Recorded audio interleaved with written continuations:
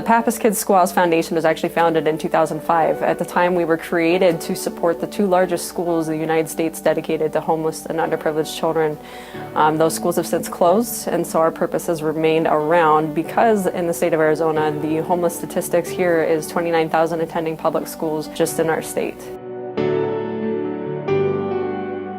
Pappas Kids has piloted a back-to-school drive and support drive in rural communities in the East Valley in Arizona. We'll be distributing 2,000 backpacks filled with supplies to Santan Valley, Queen Creek, Coolidge, Arizona, and Apache Junction.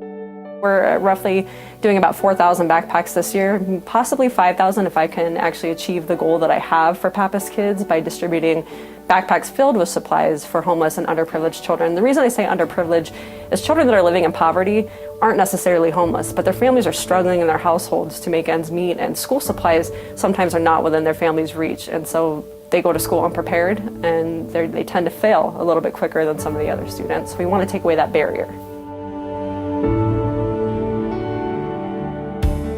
Our backpack program, we had started back in 2005 when we were first founded, and we were providing school supplies for all the students that attended the Thomas J. Pappas Schools for the Homeless. We're going to do the crayons, the markers, the pencils, the paper, and the folders, and rulers and glue sticks and erasers and all the basic supplies. But one thing that our students find in our backpacks is a resource. It's an additional resource that Pappas Kids is here. If they want to participate in an extracurricular activity, they can look up our name, call me, and I'm going to be able to provide them some funding to participate in something other than classroom activities. We want them to be engaged in positive activities in and out of the classroom. Esperanza Prep, the school that we're at today, actually was one of the Thomas J. Pappas Schools for the Homeless.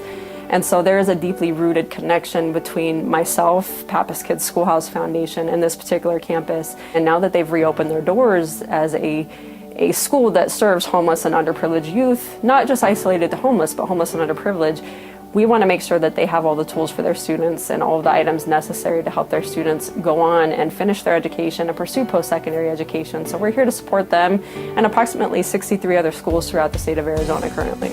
That is how we started our school year, with the backpacks for the kids and the supplies for the kids. And again, this year we received so much support from them with the supplies that I never had to order school supplies for my school. So I was able to reallocate money in other places for curriculum or other opportunities. So that partnership, ongoing partnership, is extremely crucial for us to have.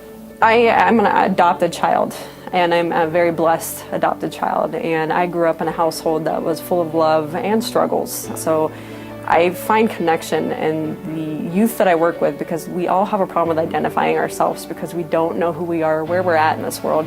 And being from a homeless household or being from a household of severe poverty, they have that same problem. They cannot identify with where they belong, what group do they belong in. That socioeconomic value that we have within ourselves is so hard to identify at that young age. So I really relate and understand with the youth that I work with.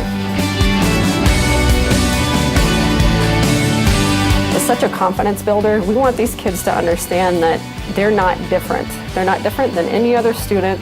They're going to have all of the same items, all the same tools to succeed in the classroom and to succeed in life. We want them to have that confidence that they're being taken care of, and if they have a need, we can fill it, and they don't have to be embarrassed about it because it's already there. They don't have to reach out. It's there. So that's a big part of the reasoning we do what we do.